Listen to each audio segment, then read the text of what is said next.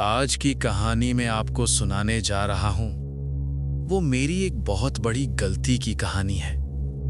मेरा नाम रवि है और ये बात है दिल्ली की। जब मैं और मेरे दोस्त साहिल और मोहित सिर्फ घूमने नहीं निकले थे बल्कि खुद को आजमाने निकले थे। हमें मुसीबतों से डर नहीं लगता था बल्कि मुसीबत में फंसकर निकल आना हमें मजा देता था।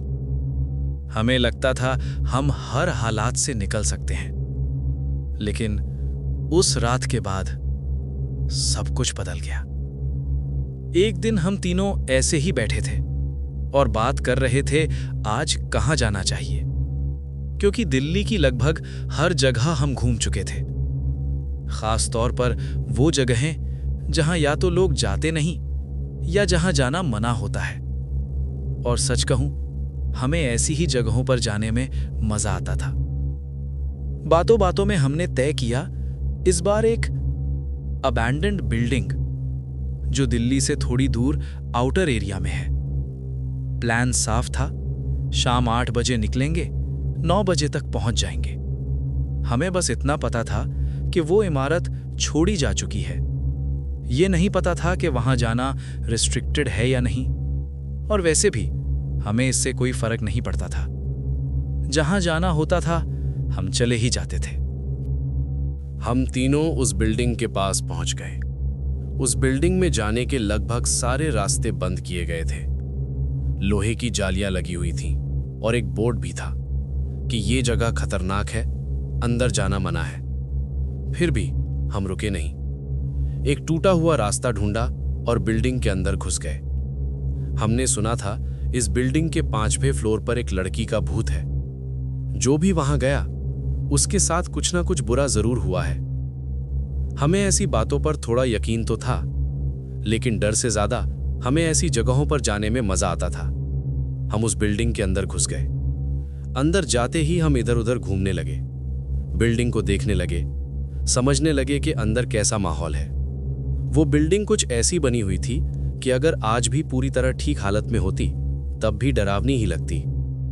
ऐसे ही देखते देखते हम 4थे फ्लोर तक पहुंच गए। उसी वक्त सिर्फ साहिल को ऊपर 5वें फ्लोर से एक आवाज सुनाई दी, एक लड़की की आवाज। हम तीनों उस समय अलग अलग जगह घूम रहे थे। मैं और मोहित 4थे फ्लोर पर ही थे। साहिल ने कहा, मैं ऊपर जा रहा हूं, शायद कोई है वहां, और वो 5वें फ्लोर की तरफ चला गया। वहां साहिल ने एक लड़की को देखा। वो थोड़ी डरी हुई लग रही थी। डरती हुई आवाज में उसने पूछा, कौन हो तुम? साहिल ने अपना नाम बताया और उसकी तरफ बढ़ने लगा। तभी वो लड़की पीछे हटते हटते अचानक बालकनी से नीचे गिर गई। साहिल घबरा गया। वो तुरंत नीचे की तरफ भागा उसे देखने के लिए। नीचे पहुंचकर उसने जो देखा वो अजीब था। वो लड़की वहां खड़ी थी। इतनी ऊंचाई से गिरने के बाद भी उसे बस हल्की फुल्की खरोंचे आई जी। वो पहले से ज्यादा घबराई हुई थी। साहिल ने कहा, डरो मत, मैं कुछ नहीं करूंगा। फिर उसने पूछा, तुम कौन हो और यहां क्या कर रही हो? लड़की ने कहा, मेरा नाम सुनैना है, मैं यहीं पास में रहती हूं, अपने सौतेले पिता से बचने के लिए यहां आ जाती हूं। साहिल ने पूछा, तुम इतनी ऊपर क्यों गई थी? और इतनी ऊंचाई से गिरने के बाद भी तुम्हें बस मामूली चोट कैसे आई? सुनैना ने कहा, मुझे देखकर मुझे लगा मेरे पिता आ गए हैं, इसलिए मैं ऊपर चली गई थी, और नीचे बड़ी बड़ी झाड़ियां थीं, शायद इसलिए मैं बच गई। साहिल ने उसकी बातों पर यकीन कर लिया। थोड़ी देर उनकी बातें हुई, फिर सुनैना वहां से चली गई। जाते जाते उसने बताया कि वो अक्सर यहां आती है अपने सौतेले पिता से बचने के लिए। उसी वक्त साहिल के मोबाइल पर एक कॉल आई। वो कॉल मेरी थी। मैंने कहा, जल्दी आ, हमें निकलना है। साहिल गाड़ी के पास आया। मैंने उस पर चिल्लाते हुए कहा, इतनी देर कहां था? हमारा कॉल क्यों नहीं उठा रहा था? मैं और मोहित कई बार कॉल कर चुके थे। साहिल ने कहा, अरे यार, अभी तो एक ही कॉल आई। मैंने कहा, मोबाइल देख। साहिल ने मोबाइल देखा। उसमें मेरे और मोहित के 15-20 मिस्ड कॉल्स थे।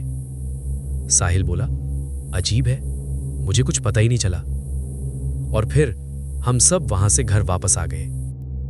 रास्ते में आते हुए साहिल ने हमें बताया कि उसे वहां एक लड़की मिली थी और वो उसी से बात कर रहा था, इसीलिए उसे आने में देर हो गई। हमें लगा शायद आसपास की ही कोई लड़की होगी। अगले दिन हम फिर मिले, ऐसी ही हल्की फुल्की बातें हो रही थी। तभी साहिल को कुछ याद आया। उसने कहा, यार मैं कल मिलने नहीं आ पाऊंगा, मुझे कुछ काम है। हमें लगा घर का ही कोई काम होगा, हमने कुछ नहीं कहा। लेकिन जिस जगह हम रोज मिलते थे वहां साहिल आया ही नहीं। 3-4 दिन बीत गए तो मैं और मोहित उसके घर गए। वहां हमने उसकी माँ से पूछा, आंटी साहिल कहाँ है, कई दिनों से मिलने नहीं आया। आंटी ने कहा, नहीं बेटा, वो तो रोज घर से निकलता है और अब रात में देर से आने लगा है। अगले दिन हमने साहिल से सीधे पूछा, तू कहाँ रहता है आजकल? आंटी बता रही थी कि तू हमसे मिलने की बात कहकर घर से निकलता है और रात में देर से आता है, कहाँ जाता है? साहिल ने कहा, मैं उस लड़की से मिलने जाता हूं रोज। हमने पूछा, कौन लड़की, कहाँ रहती है? साहिल को बस इतना पता था कि वो वहीं आसपास रहती है। हमने उसे सावधान किया, भाई संभल कर रहे, पता नहीं वो कौन है। हमारी ये बात साहिल को बुरी लग गई। उसने रूखे अंदाज में कहा, हाँ ठीक है। हमें कुछ तो गड़बड़ लगी। उसी रात हमने साहिल का पीछा किया। साहिल सीधे उसी अबैंडन्ड बिल्डिंग के पास गया। वहां बिल्डिंग के गार्डन में एक बेंच पर जाकर बैठ गया और किसी से बात करने लगा। हैरानी की बात यह थी, हमें वहां कोई दिखाई नहीं दे रहा था। हमने तुरंत वीडियो बना ली, लेकिन उस वक्त हमने कुछ नहीं किया। थोड़ी देर बाद साहिल खुद ही घर की तरफ चला गया। अगले दिन हमने साहिल को सब कुछ बताया। उसने यकीन नहीं किया। फिर हमने उसे वो वीडियो दिखाई, तब भी उसे पूरी तरह यकीन नहीं हुआ। हमने उसे बहुत समझाया, अब वहां मत जाना, कुछ तो गलत है, भूल जा वो सब, अब कभी वहां मत जाना। साहिल के चेहरे पर एक अजीब कंफ्यूजन था। वो कुछ बोले बिना वहां से चला गया। हमें लगा अब वो वहां नहीं जाएगा, लेकिन उस रात साहिल ने बहुत बड़ी गलती कर दी। वो फिर वहां गया। अगले दिन साहिल की मां का फोन मेरे पास आया। उन्होंने घबरा कर पूछा, साहिल तुम्हारे साथ है? मैंने कहा, नहीं आंटी, साहिल मेरे साथ नहीं है। वो बोली, वो कल रात से घर नहीं आया है। तुम और मोहित के अलावा वो कहीं रुकता भी नहीं है। क्या तुम्हें कुछ पता है वो कहाँ होगा? मैंने कहा, आंटी आप घबराइए मत, हम देखते हैं साहिल कहाँ है। मैंने तुरंत मोहित को कॉल किया और हम सीधे उसी बिल्डिंग के पास पहुंचे। वहां जो देखा उसने हमारे होश उड़ा दिए।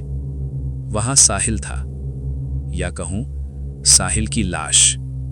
आसपास देखकर ऐसा लग रहा था मानो साहिल किसी से बचकर भागने की कोशिश कर रहा हो। पुलिस आई, एम्बुलेंस आई। बाद में पता चला साहिल की मौत हार्ट अटैक से हुई थी। आसपास के लोगों ने कहा, इसे भी सुनैना ने अपना शिकार बना लिया। कहते हैं इस बिल्डिंग के फ्लैट नंबर 503 में एक लड़की रहती थी। उसका नाम सुनैना था। एक दिन उसका अपने बॉयफ्रेंड से झगड़ा हुआ और उसी के बाद सुनैना ने खुद को खत्म कर लिया। तभी से वो बहुत से लोगों को दिखने लगी। इसी वजह से लोग अपने फ्लैट बेचकर वहां से जाने लगे और जैसे जैसे ये बातें फैलती गईं, वैसे वैसे कोई भी वहां फ्लैट खरीदने से हिचकिचाने लगा और धीरे धीरे वो पूरी बिल्डिंग वीरान हो गई। दोस्तों, आपको ये कहानी कैसी लगी? कमेंट करके ज़रूर बताइए। वीडियो को लाइक करें और ऐसी ही डरावनी कहानियां सुनने के लिए चैनल को सब्सक्राइब करना मत भूलिए।